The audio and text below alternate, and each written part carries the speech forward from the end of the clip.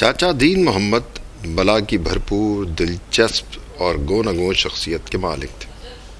وہ ایک خاصے کھاتے پیتے زمیندار گھرانے سے تعلق رکھتے تھے۔ فکر نفاقہ کالج سے نکل کر سیاست میں حصہ لینے کا پروگرام تھا، مگر یہ کالج کا مرحلہ ایک کسی صورت میں طے ہونے میں نہیں آتا تھا۔ ادھر پالیٹکس بھی آخر کالج سے باہر کھڑے کھڑے کب تک ان کا انتظار کرتی۔ چنانچہ چاچا کے کالج سے نکلنے کی جب کوئی امید نظر نہ آئی تو پالیٹکس نے انہیں خود کالج کے اندر آ لیا۔ چاچا گو اب تک اسمبلی میں نہ پہنچ سکے تھے، اگرچہ پروگرام کے مطابق وہ صوبے کا سب سے کم عمر وزیر ہونے کا امتیاز حاصل کرنے کی تمنا رکھتے تھے، تاہم کالج کو انہوں نے اپنے لیے ایک اسمبلی بنا لیا تھا۔ مدت تک وہ طلباء کی لیڈری کرتے رہے، ہڑتالیں کرواتے اور جلوس نکلواتے، لیکن اب کچھ مدت سے انہوں نے گویا اسپیکر کی سی حیثیت حاصل کر لی تھی۔ وہ نوجوان لیڈروں کی پیٹھ تھپکا کرتے، مشورے اور رولنگز دیتے اور مقامی سیاست کا ہر جوڑ توڑ انہی کے کمرے میں صورت پذیر ہوتا۔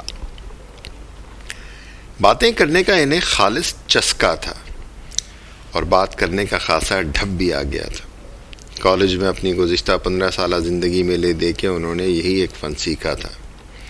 اپنی مستقل سینیارٹی کے زور پر چاچا ہاسٹل کے شاندار سے شاندار کیوبیکل کے حقدار تھے۔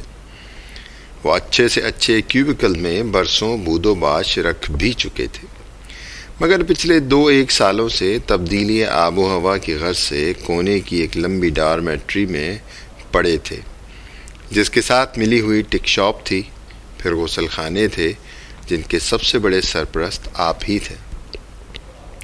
دراصل اب چاچا کی سوشل حیثیت اتنی پھل پھول چکی تھی کہ کیوبیکل کی تنگنائے غزل اس پھیلاؤ کے لیے قطعاً ناکافی تھی۔ یوں تو چاچا دن میں بھی کالج کچھ واجبی ہی جایا کرتے تھے، دن بھر ان کی ڈور بیٹری میں ناغہ کرنے والوں کا جھمگٹ لگا رہتا۔ خیر دین کی ٹک شاپ سے لسی، شربت، فالودے اور چائے کے ٹرے دن بھر دوڑتے رہتے، اور دن بھر چاچا اپنا خطبہ صدارت ارشاد فرماتے رہتے۔ مگر رات کو کھانے کے بعد تو ان کے ہاں باقاعدہ دربار جمتا تھا۔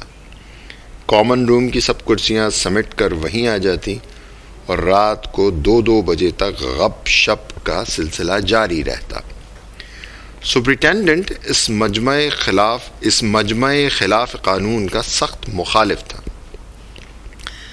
تازہ واردان بساط ہوائے دل کو فردن وہ اس خطرے سے متنبع بھی کر دیتا تھا، مگر چاچا کو اس محفل آرائی سے روکنے کی ہمت اس میں نہ تھی۔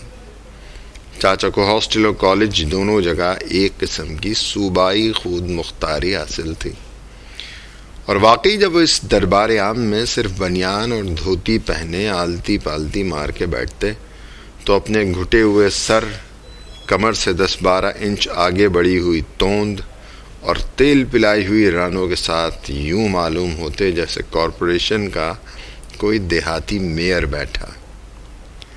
چاچا ہاسٹل کے بے تاج بادشاہ تھے۔